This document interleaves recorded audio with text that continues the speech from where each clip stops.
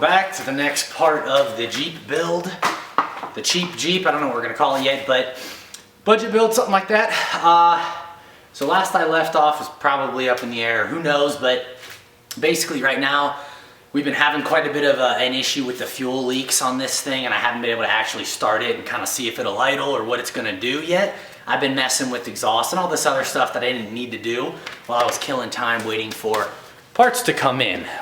So let me show you what I ended up doing, because this is pretty darn common on these older Jeeps and really anything. This is early fuel injection, and this fix is really going to apply to anything that's early fuel injection. Here's the fuel rail, and here's the send line, the feed line for it, and there's the return line back there. I didn't have any issues with my send line. We replaced all of the injectors with ones out of a high output, but all those O-rings were fine, so that fixed those leaks. And then right back here, you see that line back there that's all repaired. What I ended up having to do, because you can't really buy the new fuel line, I ended up having to cut it, and then I had to get this quick disconnect for fuel line, EFI, and then I spliced that together with a 5/16 hose barb, and that got everything not leaking. Because what was happening, I'll show you with the piece on the bench. So here's my fuel line for the return. Typically what'll happen is inside here there's an O-ring, a plastic spacer, and then an O-ring, and it goes on top of that little fuel rail. And I'll do a better job of explaining this right now since I've got all the pieces. These are the players that you're dealing with. It's just on the back of the engine. This is coming off of the fuel rail, and you've got this little funky plastic clip. Now this one's not pressed all the way on, but it slides all the way on, and then these little teeth grab behind this this ridge so it can't come off. And then in front of that, which usually ends up being shoved down into the fuel line, you've got a O-ring, a plastic spacer, and then an O-ring. And then your fuel line just presses right over this, and it's a quick disconnect. You basically squeeze these tabs back here, and then you can just pull your fuel line off. Now, a lot of them will typically end up leaking. It'll be due to the O-rings inside this piece. Either the first O-ring, the plastic spacer, or the second one. Especially if you take them apart and they're old, they'll get crunchy and they'll start to leak. And that's typically where your leak comes from. Now, I replaced all those O-rings. I grabbed them from the junkyard, and they were fine. Plugged them in, and it wasn't leaking from there. My line was leaking right back here where my finger's pointing. Where this metal crimp, basically the rubber line, crimps onto this quick disconnect fitting, that's where my leak was coming from. So no matter how many different O-ring configurations I tried, it wasn't gonna work. So what I ended up having to do is buy a couple parts. Now I do wanna let you know, you can just buy, here's the, I think it's, what is it, it's a crown. There's the part number. And this gives you just the O-rings, the plastic spacer, and that little quick disconnect fitting. It's sitting on a plastic piece that's simulating a fuel line. I didn't end up needing that, but typically that's what you need just to replace that plastic fitting and then those O-rings. What I ended up having to buy is these quick disconnect fittings. There is the Dorman part 800-080. That's my quick disconnect fitting for 5/16. They make them for different sizes. I needed to get some hose clamps. Don't really need to know the part number on that. And then I needed a hose barb. Yeah, the hose barb doesn't really matter, just a 5/16 hose barb on that. And then that's pretty much it. These quick disconnects came with the rubber lines and the spacer all inside of there. And it comes with the plastic piece already shoved in there. You just press it onto your bare fuel line. You take the plastic piece off and you press your new one on there. And then I just had to connect everything together with some hose clamps and that barb. You may need to get some rubber 5/16 line if for whatever reason you don't have enough, or for some reason it's too short, but you can most likely just cut it off and then shove your new one in there. Just cut it off right at the tip. I had a spare line, so I actually used a little bit of that at the end. That's all you really need to know for the fuel lines. That's what was keeping me from starting this thing. So now let's go ahead and try to fire it up and see if it'll idle or what it's gonna do.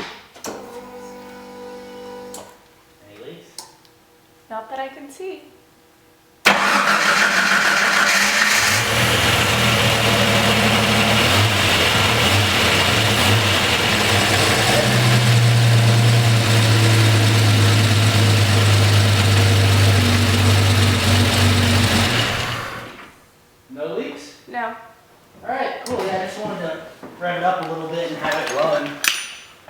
right, so that was great news. You guys saw the thing fire up and it idled pretty well.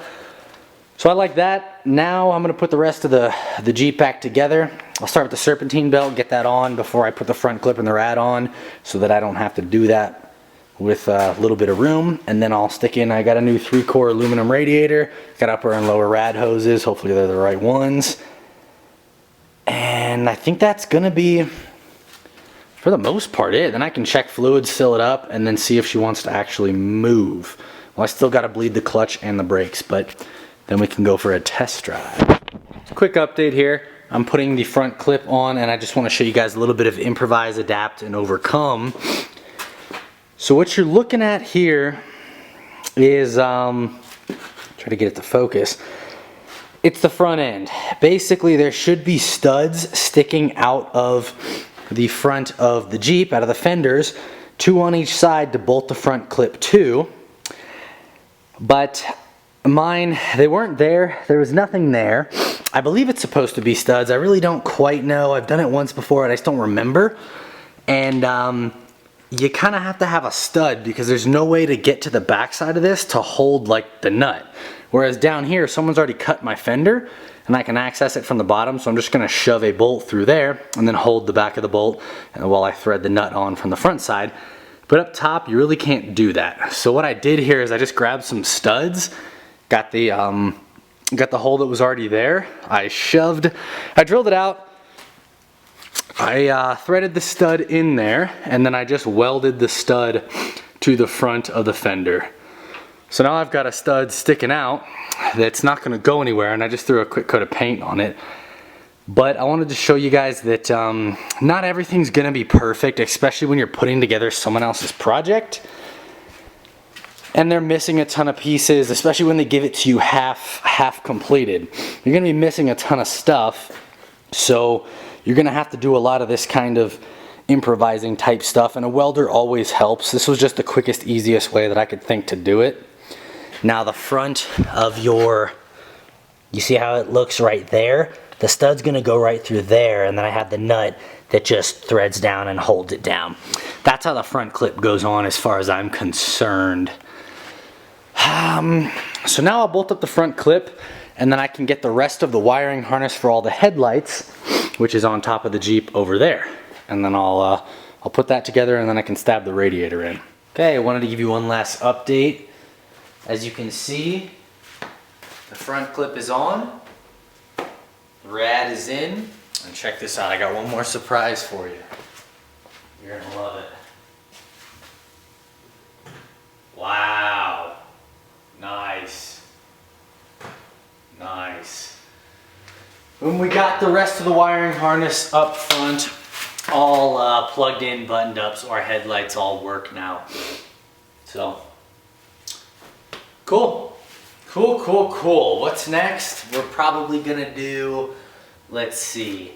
What's next is finishing up the upper radiator support. I gotta go to the junkyard to get little bolts so I can actually mount everything up, and then I need to add fluid to every single piece of this puzzle, bleed the brakes, bleed the clutch. Then we can try to take her for a spin to see if any of this stuff works. And another progress update here. I've got the front end, I just gotta put the grill on, but everything else is assembled. We've got the radiator in. This is the radiator support from a high output. The Renix one would have worked with all of the trimming that I did, but I kind of forgot to put these spacers into the radiator, and I ended up hammering down this part to make it fit and re-drilling holes because I didn't realize there was a spacer that went. So I just used a different one off of a junkyard. Got a fan shroud from the junkyard, of course it was cracked, so I just duct taped it back together, but the tabs are still on it. Got a E-fan from the junkyard. Those tabs of course are all broke off, but I used zip ties, so that's on there good enough. I've got all the vacuum lines. I need to put the overflow bottle and route that somewhere over there, and then I can fill up the radiator and work on all the fluids. I got the O2 sensor that I'm going to be putting in. I finally bolted down the air box and I got an air cleaner in there. Oh, I got the windshield washer fluid bottle on here. That one was pretty straightforward, just from the junkyard. They're 7mm bolts. There's 3 of them. And then all the electrical connections. This was out of a 91, but all the electrical connections fit the harness for the 87. The 2 motors are down there, and the electrical connections come from the bottom. And I've got all my water lines routed, so hopefully it'll actually spray the wipers whenever I hit that button. Yeah, radiator's solid. It's not moving. Everything's pretty much good to go here.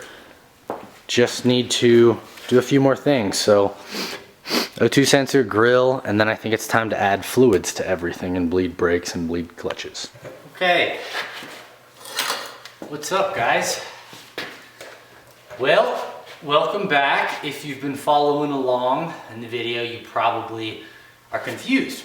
You're probably confused why we have the transmission jack back up here. Last time you saw it, we were up top probably talking about an idler pulley squeaking, maybe a coolant temp sensor, but everything was running. The engine was idling well, and we were about to go with our test drive. We just bled the brakes, the clutch. Well, I went to fill up the transmission to put some fluid in it. When I pulled the drain bolt, there was no fluid in it.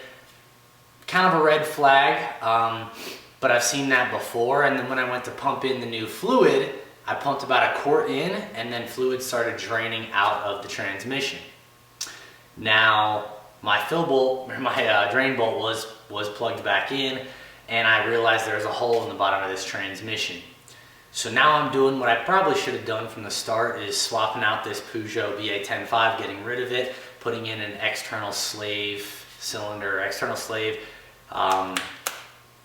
AX15. So we're gonna throw that in there. I probably should have done this when I had the thing out, checking the clutch out, but I didn't, and I'll show you the hole in the transmission. It's in a weird, precarious place that's hidden underneath the transmission mount, so I really couldn't see it, but I'll show it to you now. Okay, it's right up there. You can see the gears of the teeth of the transmission. It's right behind that bolt. It's, can't point to it with the light, but you can see up in there, there's not supposed to be a big hole there. And that was actually, I had the transmission mount removed, but it was right underneath there, so I couldn't see it. Now the only other red flag is a small, about tooth-sized piece of metal came out of the transmission. It was stuck to the drain plug bolt because that's magnetic. So that was stuck there when I pulled it off, but I was just gonna keep going and see what happens. Unfortunately, now I don't get to. So let's swap this transmission. All right, dudes, transmission is in for the 3rd or 4th time. Just a pro tip, be careful. When I was stabbing that thing in there, I know I put the link and I talked about the specific pilot bearing, or bushing rather, that you've got to use for this one, the Dorman part number. That one, once I hammered it into the back of the engine, it somehow the clearance must have tightened up because the shaft really didn't fit in there from the transmission, and it was kind of getting stuck, and I could feel it, and I just shoved it in there and then used the screws on the side, the 16mm screws, those bolts, and I used that to pull the transmission in, which you're not supposed to do. I just figured it'd be fine, but I know the back of, or that bushing, cinched down on the crank weight, or on the input shaft for the transmission way too tightly, and when I fired it up, I wasn't able to put the transmission in any gears, even with the clutch in. So I had to pull it all out. I took a drill bit, there was 3/4, and I opened up that pilot bearing hole. Man, I gotta shut some doors here. Getting windy.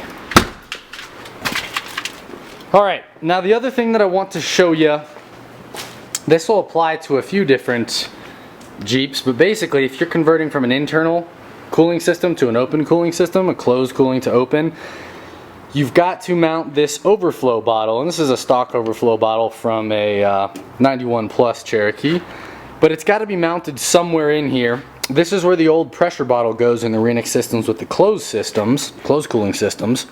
And I just made some L brackets out of metal, and then I drilled holes, used sheet metal self-tapping screws to mount them in there. I drilled some holes on these brackets over here that line up with these holes on the bottle, and I'm gonna go ahead and just bolt that in, and it barely clears underneath the roof line. And I did not need to extend this hose. This came with the Jeep when I bought it, but it seems to be the right size. Eventually I'll go ahead and zip tie all of these things up, and maybe even re-put on this rubber hose here to protect the heater core lines. But that's what I did. I just made a bracket and shoved the bottle up here. I think other people mount it in this location. Some people might mount it over there where the windshield wiper bottles are.